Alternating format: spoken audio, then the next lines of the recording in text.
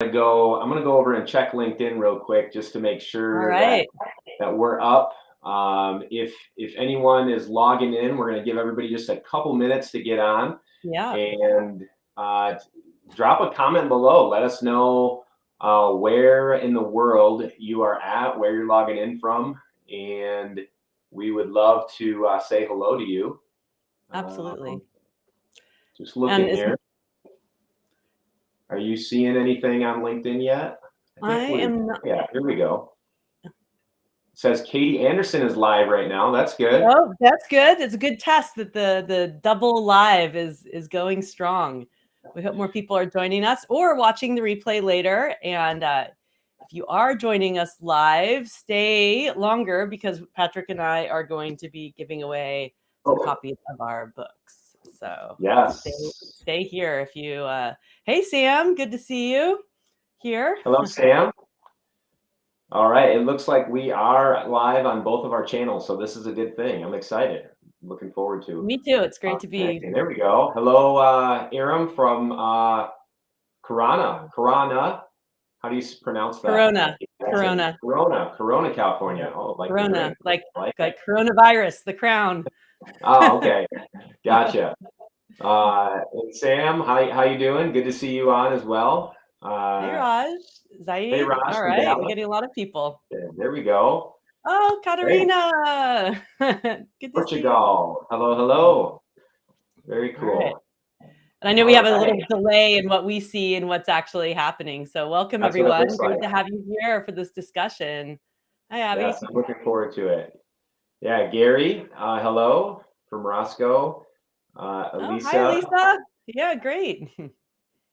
All right, very cool. Yeah. So if you're just logging on, Katie and I are getting ready to get started here. We're giving everybody just a few minutes to log on before we kind of kick the discussion off. And we would love for you to drop a comment below. Let us know where in the world that you are logging in from. And it's always exciting to see people from all over the world. And just this is what I love about the continuous improvement community, Katie, is just the just everywhere in the world, people can connect, on this one common cause, right? To improve every process that we have in our businesses, in our organizations, even in our personal lives.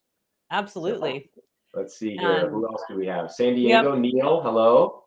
I know we have Switzerland, Brazil, we have Uganda, Peru. We really have a global representation here today. This is amazing. Love it. That's awesome. LA. Hello, Elisa. Ooh, Muskegon. Jeff. Hello, Jeff. Right in my backyard.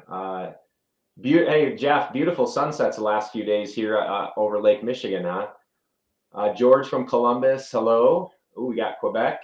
Julie. Very nice. Gary from Virginia.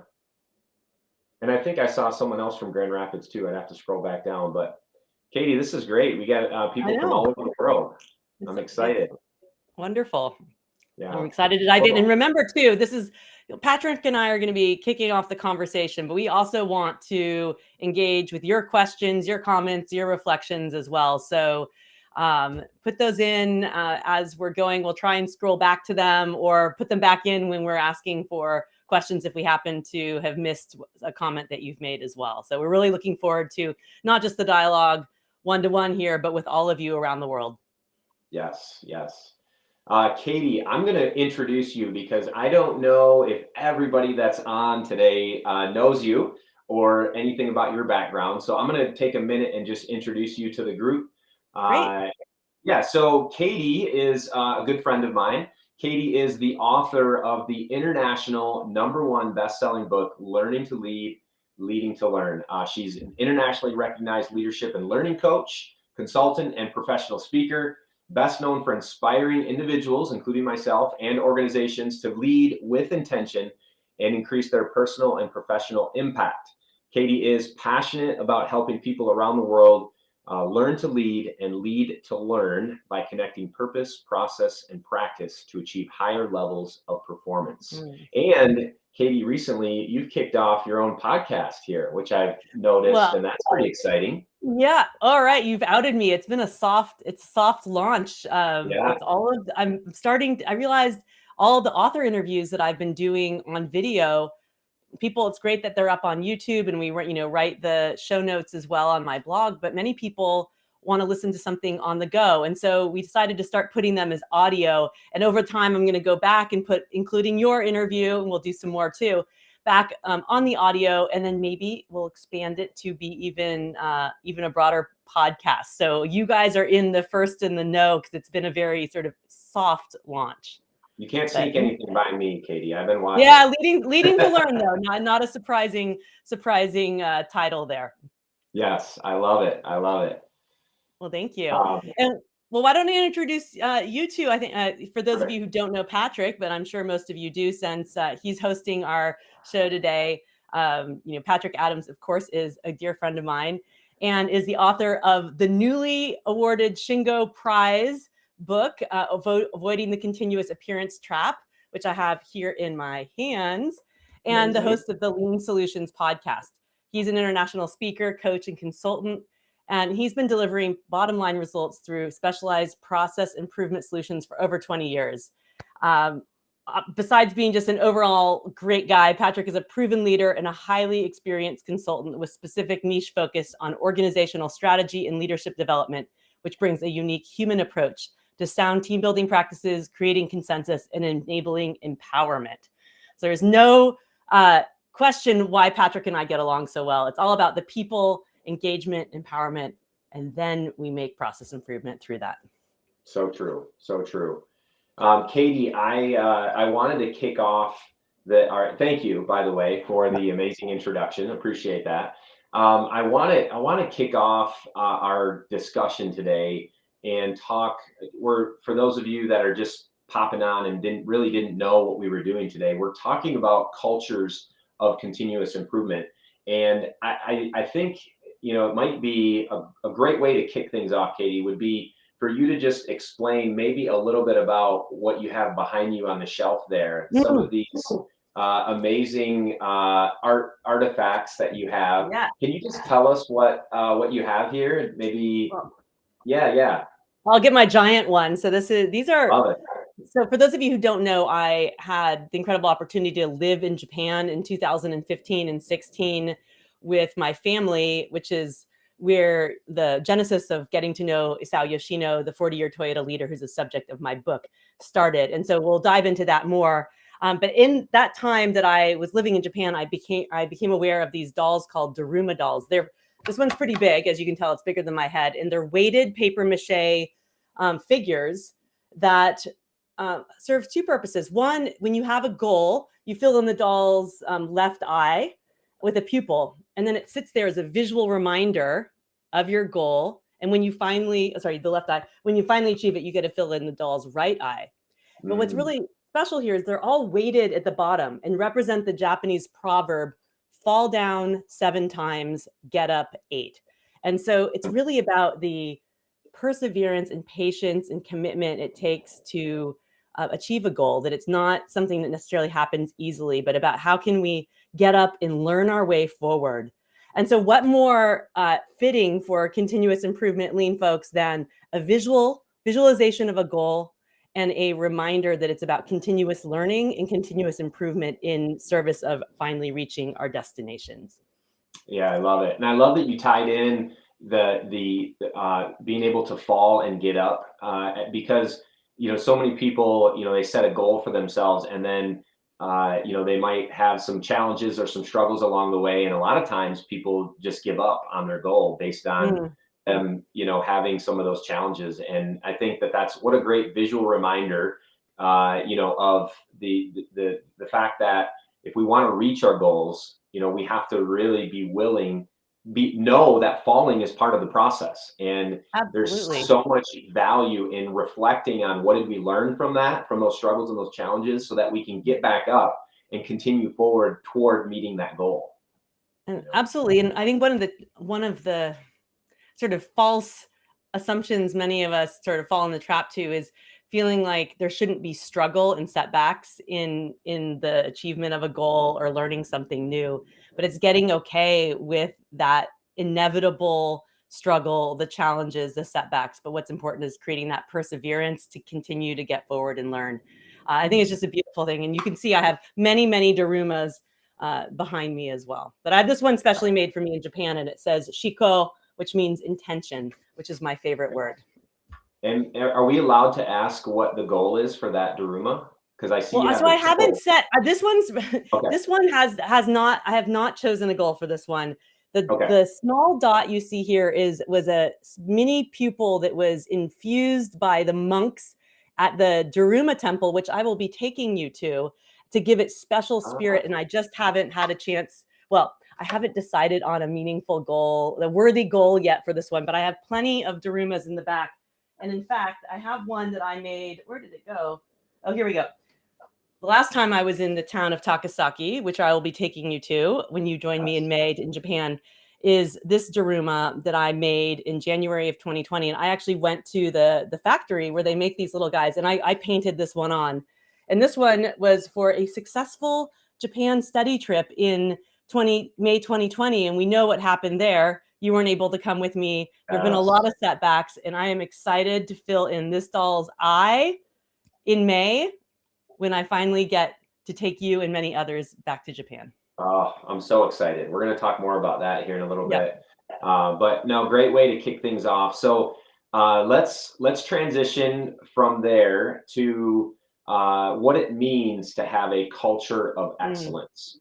So I've talked a lot about creating this fire, igniting this flame of continuous improvement, and that there are certain ingredients that have to go into that. But you also, in your book and in some of the master classes that you're doing in different ways, you've talked about the steps or the ingredients or the things that are necessary in order to make up a culture of excellence. Can you just help us understand a little bit more about that and what that might take? Sure. I mean, there's so much that we can dive into here. First and foremost, it's a connection to purpose, and purpose beyond just making profit. But what's the meaning and value that the organization exists for? And then how do people connect their role and what they do each and every day to sort of contribute to that purpose? So how do we find purpose and meaning in our work and in our organizations? And then as leaders in organizations, there's a three-part purpose that if we can do these things, we will really create a culture of excellence. One is setting direction. So what's the clear priorities or direction that the challenges the organization needs to achieve, the team needs to achieve? So making that clear for people and making the hard choices too of what are we going to do and what are we not going to do. But then two, providing the support to their people to gain the capability and confidence to get there and to contribute to problem solving and being empowered and to grow and develop.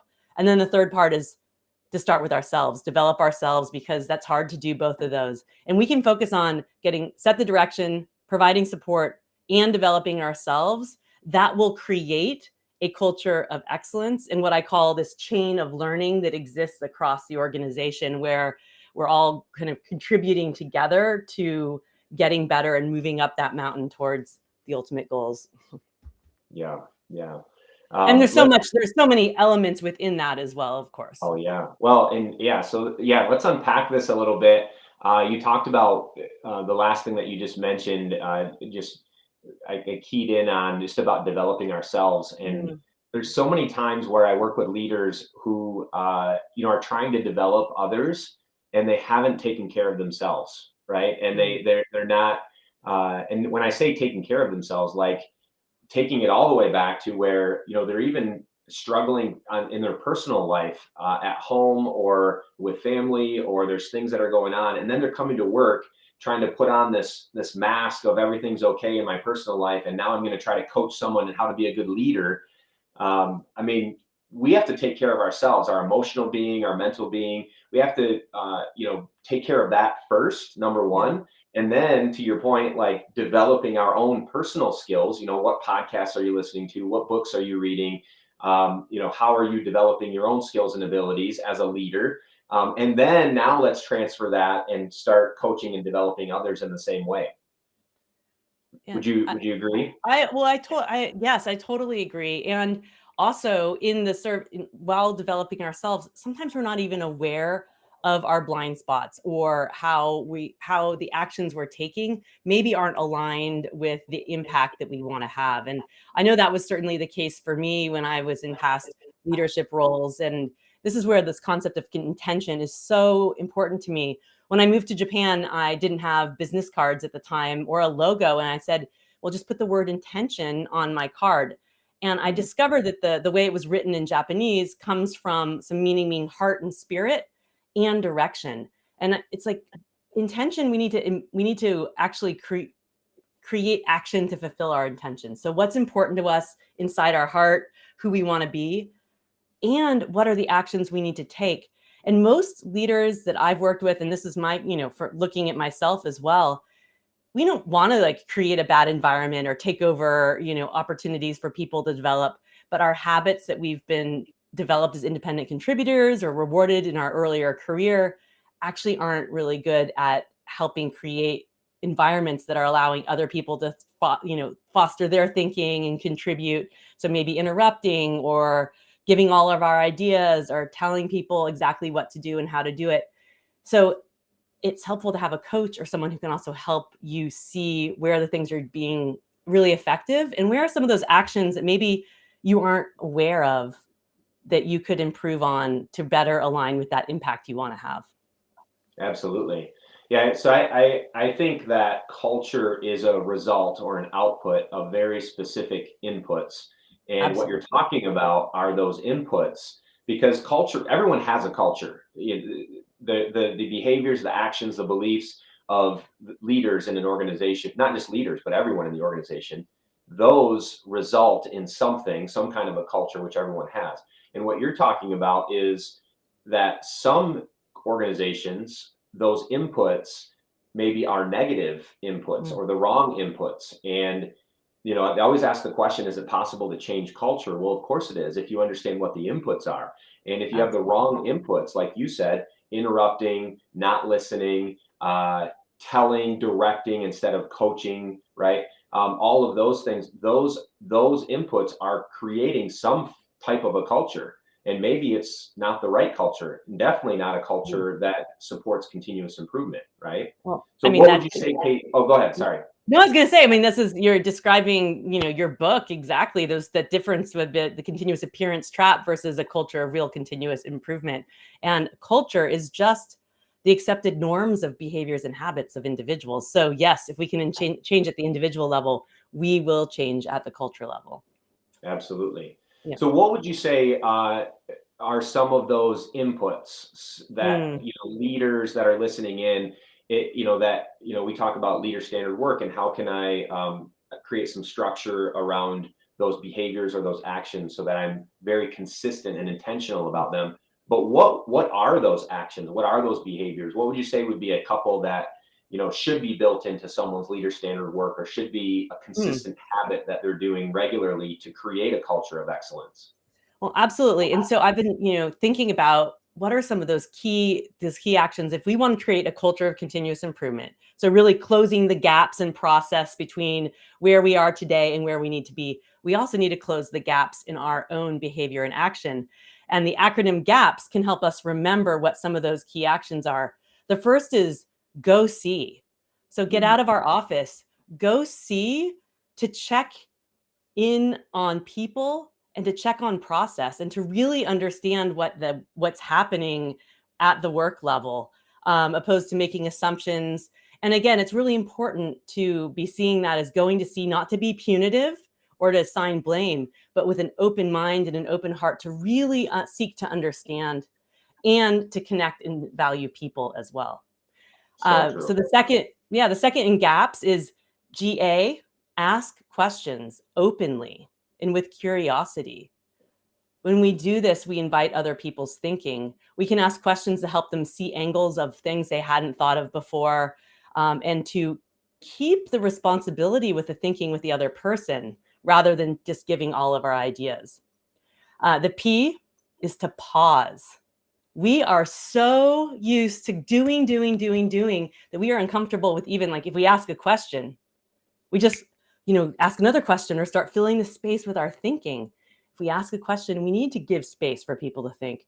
And also, the more we can pause and connect with our own intention, or pause and sort of slow down to give some space for thinking and some problem solving, we will achieve so much more. And then the fourth, the S, is about study, the PDSA, the plan, do, study, adjust cycle. I also call this reflection. So if we can build in a habit of reflection, that is where the learning really happens. What happened? What did we expect to happen? What are the reasons why? What adjustments do we need to make? And our culture is terrible about putting time and creating space and a habit around reflection. Again, we're so in this habit of do that it feels like we're not being like productive. But actually, organizations like Toyota, and you'll see in companies across Japan, they spend a lot more time in that study part. And that is really where so much learning happens and we get smarter. So gaps, if we want to close the gaps, we got to go see, ask questions, pause, and study, reflect. I love that. I love that. It actually made me think of a story from an engagement that I had with a client where this manager was he was putting out fires all day long, and that's all he did, and he told me, he said, I can't even go out on the production floor because when I go out there, I'm literally just bombarded with people coming at me with all these different problems, and then I have to go solve all of them. And so he's like, I can't go to the Gemba, right? That was his first complaint. So I said, well, let's go to the Gemba and let's try things a little bit differently. And rather than going and solving their problems for them, rather than running to the fire and being the sole problem solver, the one person that can do everything, the Superman of the facility, let's try something a little bit different. Let's ask the question, what do you think we should do? And so we went out on the floor. Sure enough, this person came up and said, hey, problem, machine's down. I need you to come help me. And so we stopped and we asked the question, what do you think we should do? Right. Which was a little different for this individual. Yeah, that's not normal. And the person, thought about it, and we paused and we listened. We allowed the person to think through an answer, right? And then eventually they said, well, I think the last time this happened, we cleaned off the rails and then we were able to get it started up again. So we said, well, go try that, and then we'll come back and we'll check in with you and see how it went. So we went around the rest of our Gemba walk, and the plant manager, while we were walking, he said, that's not going to work. And I said, why do you think that's not going to work? And he said, well, the problem is, I think the rails are bent, or there was some other issue there. And I said, that's okay, because it's going to take this individual maybe 20, 30 minutes to figure out something that maybe you could have figured out in 3 or 4 minutes. But the only way that you can do that is because you've been able to walk through that PDSA cycle and you've learned enough to be able to do that. Well, we don't want you to be the only one to do that. We want every single individual out here to be able to do that. And so, it took a little bit for him to understand that, but eventually the team members started to solve some of their own problems, and the fires started to diminish following that gaps cycle. So it's amazing. Yeah, it's amazing. When you said, like, we feel like we have this superpower, like, oh, we're going to solve problems and put out all the fires. It's shifting our mindset to realize our superpower is in letting go, in us having to have all the answers and to save the day, and seeing that the heroics actually are creating that support, enabling. One of my clients, Sean, he describes that. He's like, I have this superpower now. It's simple. I just give people the challenge of what we need to achieve. And then I go out and support them. I show up, I ask questions, I follow up, and we're achieving so much more. And he's like, it's so simple, but it's so counterintuitive to, how we've been trained, to what leadership is, and what we've been rewarded for in our, in education, for having the right answer, who can put their hand up the fastest, so we have to just shift that and practice each and every day. Because you know what? I'm Katie Anderson, and I have a telling habit, and I have to work every day with such great intention to do those things, to slow down, to ask more questions, to pause. But it's gotten a lot easier with purposeful practice. Yes, so true, so true. People come to work and they want to do good work. They want to do a good job, right? And so I think one of the other things that that we have to understand too as leaders is that we need to create a system and fix the systems that are in place that are sometimes contributing to Mm. why team members aren't able to be empowered to do some of these things too. So I think, yes, one part of it is to obviously empower them, but the other part is it is for us as leaders to remove the roadblocks, to fix the systems, because people are coming to work and they want to do these things. Yeah, of course. Unfortunately, too many times they're working in broken systems, right, where they can't be successful. So that's also our role as leaders. Absolutely. I'm thinking of the paint story in my book, which is the story I've told the most from Mr. Yoshino, but this is really describes that so much. Like leaders, so providing support isn't just coaching, but it's also removing the barriers that inhibit people from doing, being successful in their role.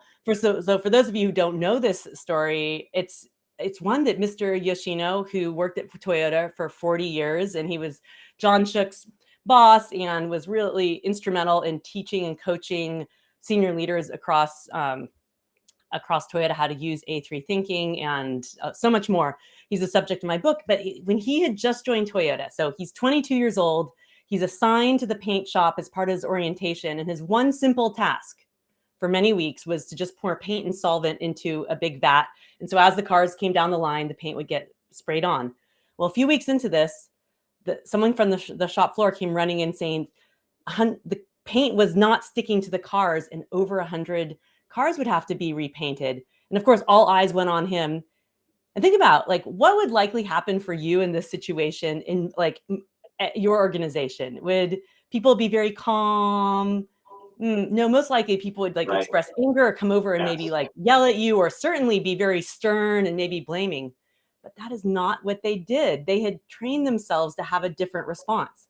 So they went over to the Gemba, they went and saw, they asked questions. They said, his boss included, what was the process you took to put the paint and the solvent in the vat? And then so he's sitting there, he's 22. He's like, this. Well, they paused, they reflected, they saw what was happening. And it was very clear that the cans looked nearly identical, and there was no clearly labeled space for the cans to be put. And then the amazing part is they reflected, they studied, and they said, thank you for making that mistake. So not only did they not blame him, they said, thank you for making that mistake, because you showed that we as the leaders did not set you up for be successful as a new person in this environment. So they did some quick problem solving, said, what would you do differently? And they came up with a better plan. How different of an organization is that? A true culture of continuous improvement. The one of now, they wouldn't have used this term back then, but we use now of psychological safety, where it's okay to make mistakes because you are not going to be blamed. Of course, we want to look at the system. And then how as leaders do we respond to that? And so that, he even says like the first response was a human one, like, oh my God, but they didn't act on it. So again, how do we align our actions with the impact we really want to have? I just think it's just an amazing story, and a real contrast for most of us in the organizations that we've worked in, and probably for our own reaction in a similar situation. Absolutely. Powerful. Yeah, if people are afraid to bring up problems or issues, or to admit that they maybe, I hate to use the word failed, but they didn't, what they thought was going to happen didn't happen. If people are worried or scared to bring those types of things up, then the problems are hidden. And if problems are hidden, then we can't solve them, right? Right. We need to bring the problems visible, bring them to the surface, so that, and the only way to do that is for people to be working in a culture where it's safe to show red, where it's safe to say things didn't work out the way I expected, and now I'm going to reflect and figure out how I can, approach this differently. Absolutely. Oh, go ahead. Oh, no, I was going to say, Mr. Yoshino always says, the Toyota leader's mindset is bad news first. But if we are going to invite bad news first, we also have to have our response not be one of blame when we hear the bad news. So if we want to make the problems visible and hear about them, we also have to have a response that rewards people for bringing forward not just problems, but the bad news, and then try to contribute their thinking to solve the problems. So true. Hey, I want to pause just a minute, Katie. Yeah. And if anyone, we're live right now, both on LinkedIn, Facebook, both of our LinkedIn pages. So if you're just logging in, Katie and I are discussing cultures of continuous improvement. We're also going to discuss the upcoming Japan study trip as well. And we're going to do a book giveaway for those of you that are on live of both of our books. But if you're logged on right now and you haven't dropped a comment in to let us know where you're from, please do that now.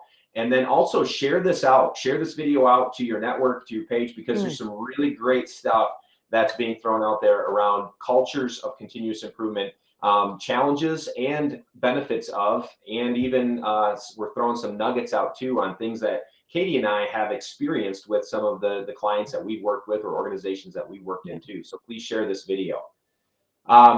Katie, so I want to transition here just a little bit because we're going to run out of time very quickly, and I want to stay on point here. You brought up Mr. Yoshino. I have the opportunity to meet Mr. Yoshino, and I'm going to learn about the Japanese culture. I am going to the Gemba literally in Japan in May to learn the importance of the Japanese culture and how it was such an integral part in the success of Toyota, right? So I want to ask you, why do you do this Japan study trip? I know why, but I want our listeners, I want everyone that's logged on to know, like, why do you do this? How did this start? Where did it come from? Well, so I'm so excited to be back in Japan, or going back to Japan. And I was there in January of this last year. As I mentioned earlier, I lived in Japan for in 2015 and 2016, and had just developed this rich appreciation for the Japanese culture. And as a lean practitioner, continuous improvement practitioner, the opportunity to go learn about Toyota and the source and other companies that are practicing, philosophies around Kaizen and Omotenashi, which is customer service, and so much more.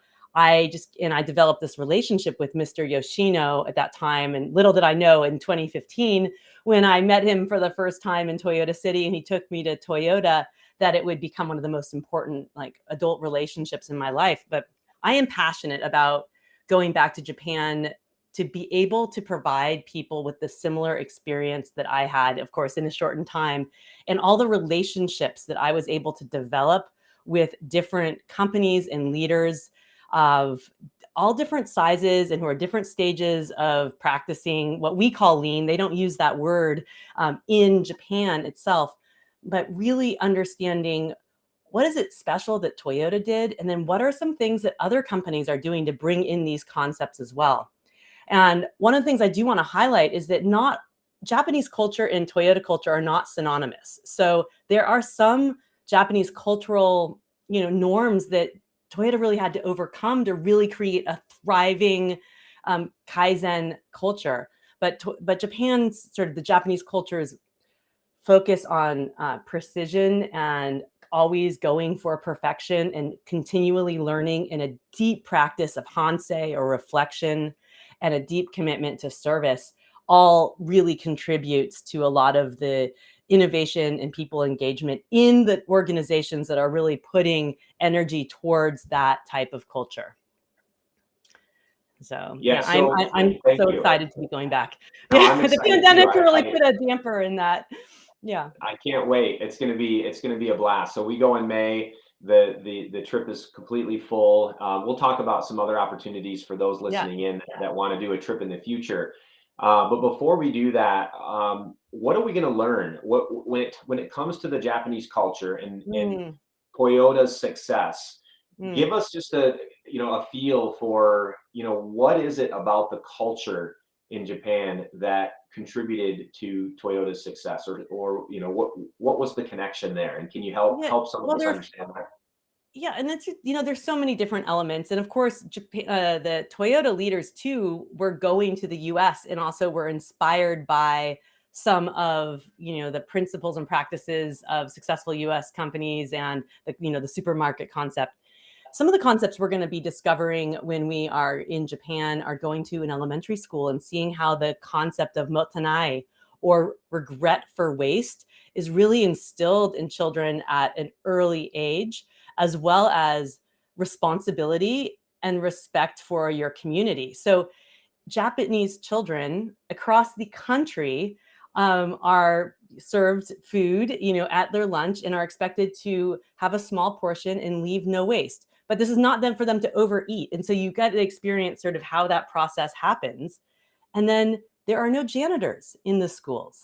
The Mm. children clean their schools each and every day, even the elementary schools. And of course, they're on a learning curve and given different responsibilities, but they're cleaning the floors, wiping the walls.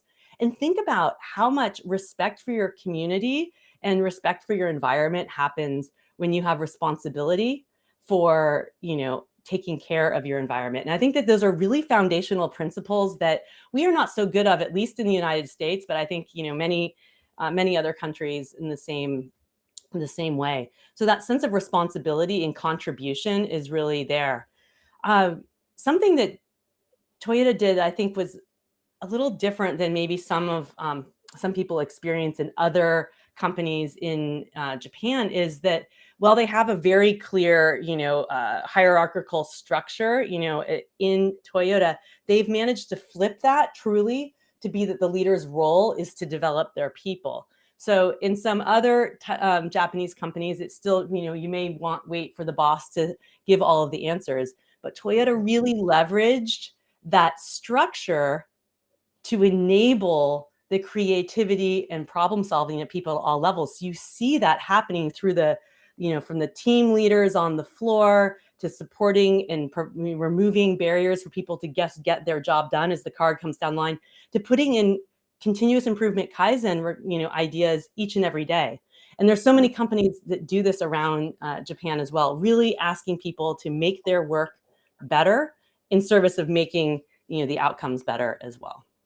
Oh, I love it. Those are some of the things we'll see. And of course, going to see the different Toyota suppliers and how Toyota has invested in their community to teach their suppliers the Toyota way and the Toyota production system, because they rely on their suppliers, right? And so you'll see that connection both from a pull system for doing the production, but also in how, seeing beyond their walls of teaching and growing this chain of learning is really how the whole system is going to create a culture of continuous improvement as well. Absolutely. Oh, I love it. I'm so excited. I have so many questions, and it's going to be difficult for me. I'm going to practice listening though, because I want to learn as much as I can. So I'm going to have to listen.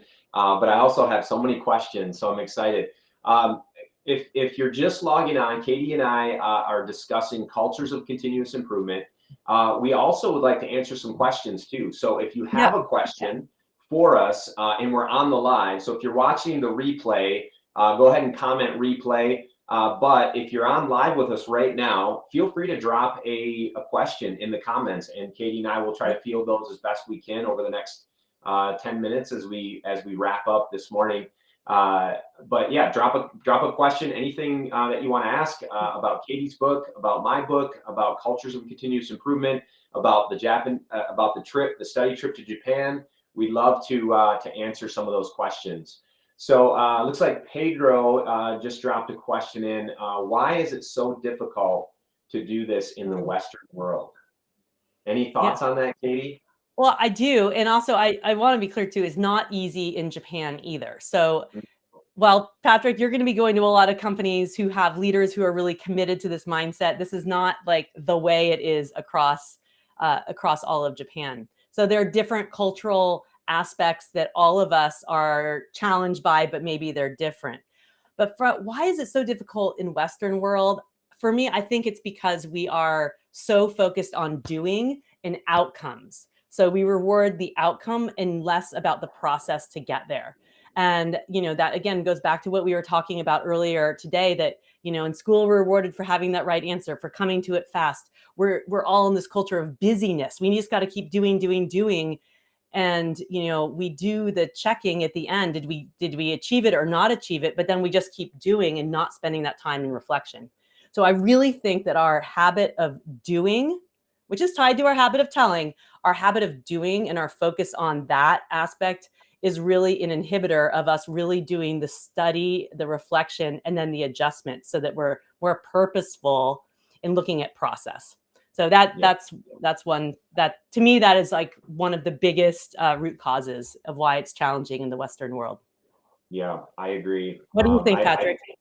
No, I agree with you totally. I think one of the other things on top of that, or that maybe complements that a little bit, is that I think just culturally in the Western world, we have a tendency to, as leaders, to direct, to tell, Mm, to try to be accountable for everything ourselves, to yeah, be the one decision maker, to be the Superman, as I mentioned earlier, versus understanding that or I guess maybe it's not understanding, but allowing or empowering and bringing everyone the skills and abilities that they need in order to be yeah, successful as a whole, as a team, and sharing that accountability, sharing that decision making, sharing the problem solving. For whatever reason, I think it's just a little bit more difficult in the Western world. I think just based on history, culture, mm, background. But I think a lot of companies, are flipping the script on that and starting to think about things a little bit differently. And I think I'm excited to see what happens in the future too. So me too. It's fun to see these chains of learning grow in organizations, and it culture really can change through the commitment of even just a few people to set the tone and to create those aha moments and to sort of foster that change. absolutely. I just saw another question come in from Michael. How do we provide management with the tools and skill sets to empower employees and create a sustainable Mm, environment? I've seen many managers come in and reap the high performance of employees because they want to do it their way. I mm. want to take this one real quick, Yeah, Katie. please. I think, I also see this in a lot of organizations. Leaders today, normally don't stay at an organization or in a position, I guess, longer than, 2 years at the most. So what's happening is leaders are coming into positions. They're trying to do as much as they can, as quick as they can in a 2 year period, and then leaving and going on somewhere else. And so they're bringing, and a lot of organizations allow leaders to come in and bring their own flavor, or leaders are taking the initiative to just bring their own flavor in. And what happens is organizations are in complete chaos because different leaders are coming in and they're removing certain things and adding in their own and then leaving. And then another leader Mm, comes in, pulls that out, throws something else in.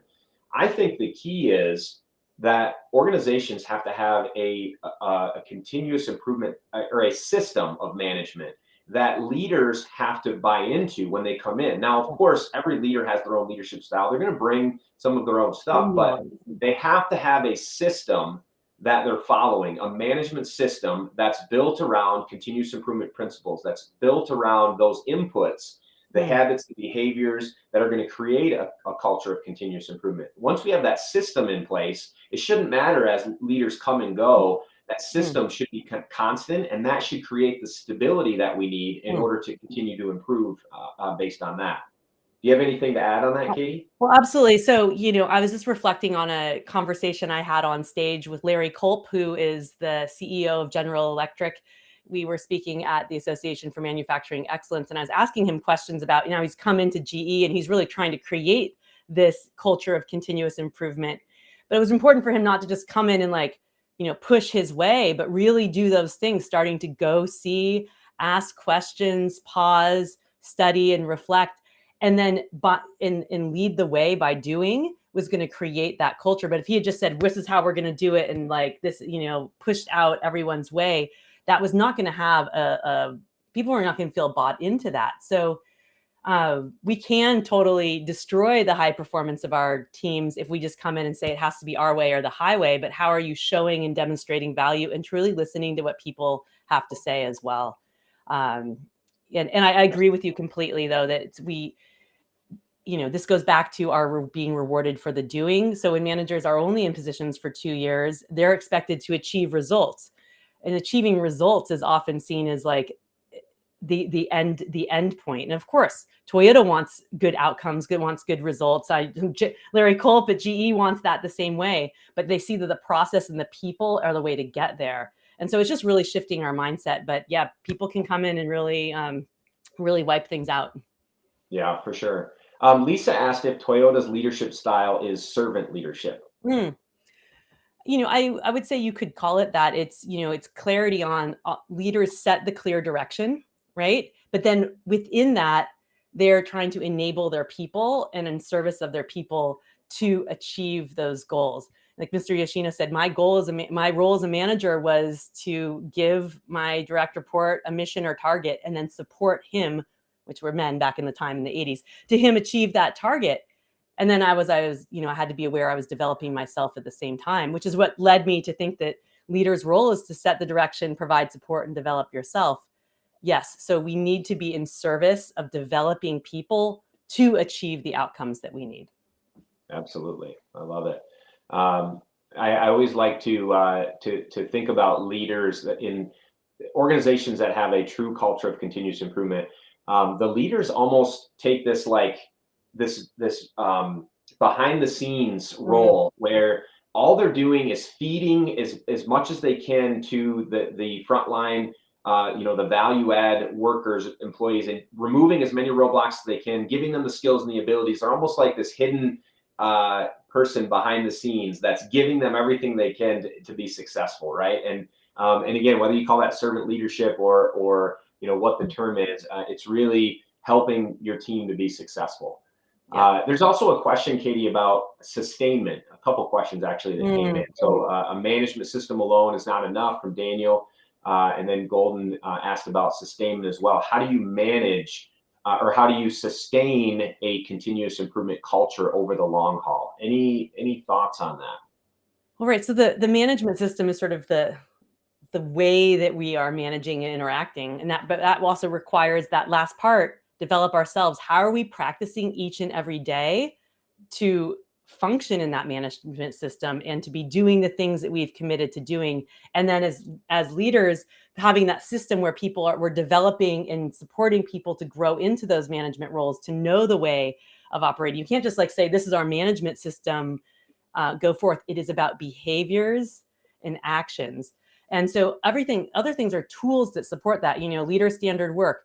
Mr. Yoshino had never heard of leader standard work. It's a tool that we have created to help support the practices and habits that we need. So it's great. Use the tools that are going to help you sustain the behaviors that will sustain the management system. Yeah, I love the leader standard work, layered process audits. Again, those are tools, but there's different aspects of that will help to support the sustainment, for sure. But it's definitely difficult. It's not an easy road. And there's so many other, there's more questions that are coming in. And also on that sustainment one, I know there's more we could talk about. But I want to leave it to all of you that are listening in. Those of you that are lean coaches, practitioners that are doing this, if you have other ideas, throw them in the comments. Actually look for some of the questions that maybe haven't been answered during our time today and answer those, comment on those. Let's create a discussion, even within this live post, and have some more discussions around some of these questions and answers. We'll try to help add some answers in ourselves as well. Katie, we're going to do a book giveaway, and I want to make sure we have time for that. And then also, real quick, can you tell us a little bit about your A3 Masterclass that you have going on? Yes. Well, this is so fitting for this topic. So one of the most important tools at Toyota that supports this culture of continuous improvement is using an A3 report. And Mr. Yoshino was one of the continuous improvement coaches at Toyota to help really embed this as a practice across the whole management system. And we are holding a live How to A3 Masterclass next week on April 5th. It'll be 7:30 a.m. Pacific time. It's a 2.5-hour class. It'll be very late for Mr. Yoshino, I think 11:30 p.m. in Japan. And we're offering it live. If you're not able to join live, you can also sign up and get the recording and all of the documents. But the reason we decided to put together this masterclass was we were both observing people's confusion around how to use A3, how to create A3, the different types and purposes, and really getting back to the fundamentals about how to successfully create an effective and more powerful A3 report, and how to help other people do the same. So come learn from one of Toyota's A3 masters. He was John Shook's manager who taught him how to do A3 and was the manager or the inspiration for John's book, Managing to Learn, the manager character, and so much more. And I'm going to be sharing insights that I've gained from being trained by LEI to teach A3 thinking, as well as working with clients for the last 15 years, practicing and creating A3s as well. So